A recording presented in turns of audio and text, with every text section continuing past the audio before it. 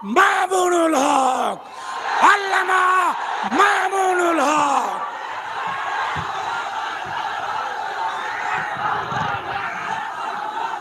আসসালামু আলাইকুম ওয়া রাহমাতুল্লাহি ওয়া বারাকাতুহু। হেফাজতে ইসলাম বাংলাদেশ কর্তৃক আয়োজিত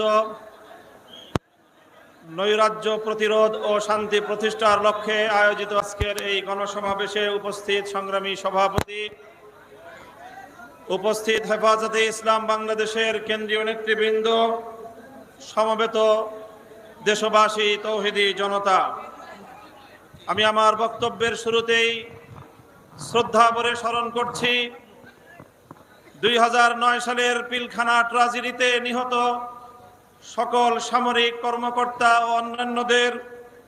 স্মরণ করছি 2013 সালে শাপলা চত্বরে গভীর রজনীতে জালিমের বুলেটের আঘাতে ঝাঁঝরা হওয়া আমার শহীদ ভাইদের। স্মরণ করছি 2014 সালের নির্বাচনের পূর্বে জালিমের নির্যাতনে নিহত সকল বিরোধী মতের শহীদদের। স্মরণ করছি 2021 সালের মোদী বিরোধী আন্দোলনে জালিম শাহীর নির্যাতনে নিহত আমার হেফাজতে ইসলামের কর্মী ভাইদের। স্মরণ করছি 2024 সালের কোটা বিরোধী ও বৈষম্য কোটা সংস্কার ও বৈষম্য বিরোধী ছাত্র গণ আন্দোলনের শাহাদাতপ্রাপ্ত 5 শতাধিক আমার সেই তরুণ ছাত্র জনতা সহ সকল শহীদদের। তাদের সকলকে শ্রদ্ধা ভরে স্মরণ করি এবং এই সকল হত্যাকাণ্ডের বিচার দাবি করি। সেই সঙ্গে এই সকল শহীদদের পরিবার পরিজন এবং যারা আহত হয়ে হাসপাতাল এবং বিছানায় কাতরাচ্ছে, তাদের পাশে দাঁড়াবার জন্য দেশবাসীকে আহ্বান জানাই। সেই সঙ্গে আমি এই সকল হত্যাকাণ্ডের সঙ্গে জড়িত বিগত ফ্যাসিবাদী জালিম সরকার এবং এই হত্যাকাণ্ডের সঙ্গে সরাসরি জড়িত প্রশাসনের সকল ব্যক্তিদের, দায়ীদের বিচার করে তাদেরকে যথোপযুক্ত শাস্তির ব্যবস্থা নিশ্চিত করার। সাথী ও বন্ধুগণ, আজ এই হেফাজতে ইসলামের মঞ্চ থেকে অন্তর্বর্তীকালীন সরকারকে আমি স্বাগত জানাই, তাদেরকে আহ্বান জানাই, বলতে চাই দেশ ও জনগণের পক্ষে আপনারা যে কাজ করবেন তার প্রতি আমাদের অকুণ্ঠ সমর্থন থাকবে। আমরা আশা করব দেশ, জাতি ও ইসলাম বিরোধী কোনো কাজে আপনারা পদক্ষেপ নেবেন না, আপনাদের দ্বারা সেই ধরনের কোনো কাজ হবে না। আমরা দেশবাসীর নিরাপত্তার প্রতি দৃষ্টি আকর্ষণ করতে চাই। সংখ্যালঘু, ইন্ডাস্ট্রিয়াল এরিয়া, বিভিন্ন মার্কেট সহ ব্যবসা বাণিজ্যের স্থান, আবাসিক এলাকা, মহাসড়কগুলোতে আমাদের হেফাজতে ইসলামের নেতাকর্মী, আলেম সমাজে দেশবাসীকে ভলান্টিয়ারের দায়িত্ব পালন অব্যাহত রেখে দেশে শান্তি শৃঙ্খলা অব্যাহত রাখার জন্য যে কোনো ত্যাগ স্বীকার করতে আমি আহ্বান জানাই।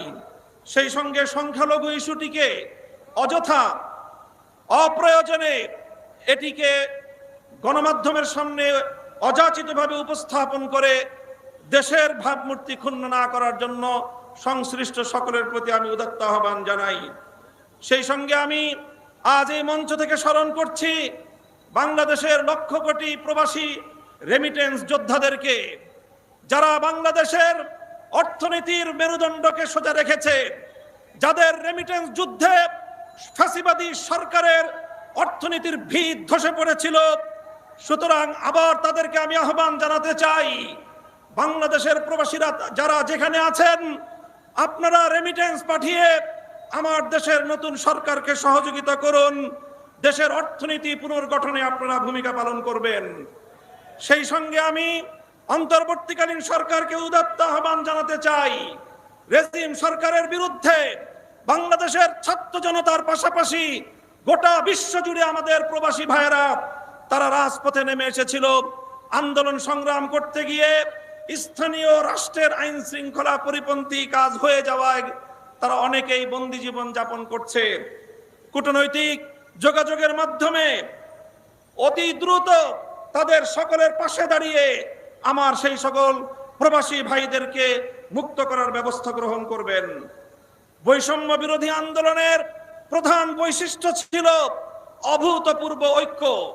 এখানে স্কুল, কলেজ, ভার্সিটি থেকে আমার মাদ্রাসার ছাত্ররা পর্যন্ত যেভাবে টেকনাফ থেকে তেতুলিয়ায় হাতে হাত রেখে এক অভূতপূর্ব ঐক্যের মেলবন্ধন তৈরি করেছিল, পরাজিত শক্তি ঢুকে পড়ে আজকে মাদ্রাসা এবং জেনারেল শিক্ষার্থীদের মধ্যে ফাটল সৃষ্টি করবার অপচেষ্টা চালাচ্ছে।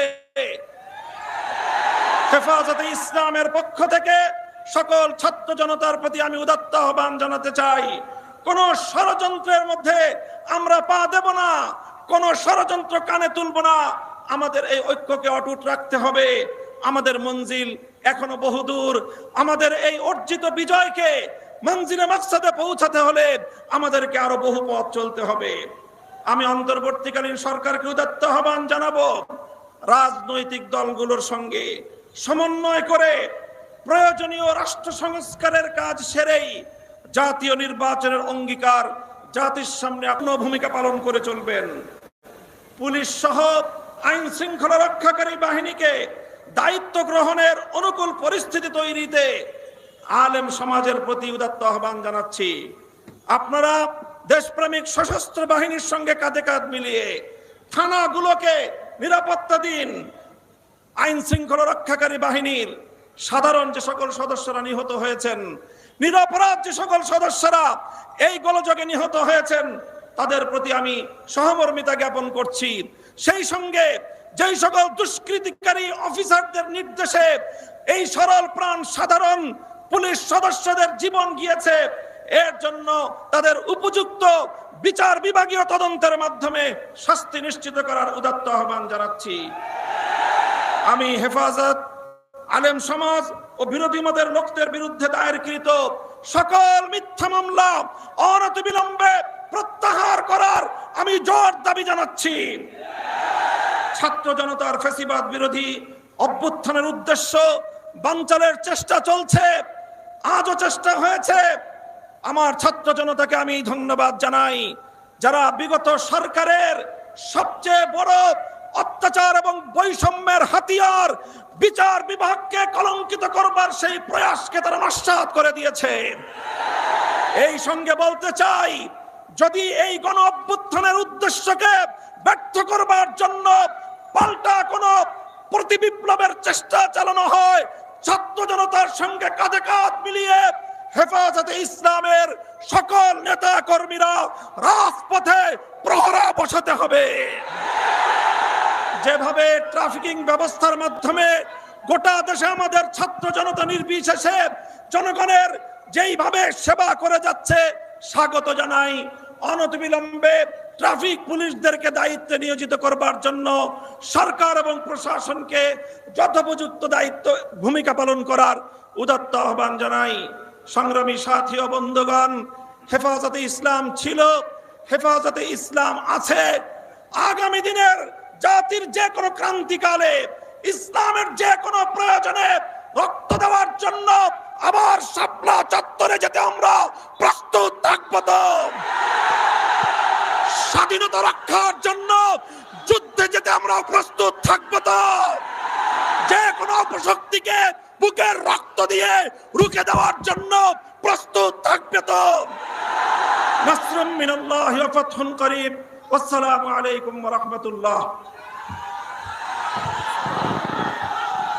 সংগ্রামী তৌহিদি জনতা, এই পর্যায়ে আমাদের সামনে গুরুত্বপূর্ণ বক্তব্য রাখবেন রাজপথের লড়াকু শহীদ, হেফাজতে ইসলাম বাংলাদেশের কেন্দ্রীয় সিনিয়র যুগ্ম মহাসচিব হযরত মাওলানা জুনায়েদ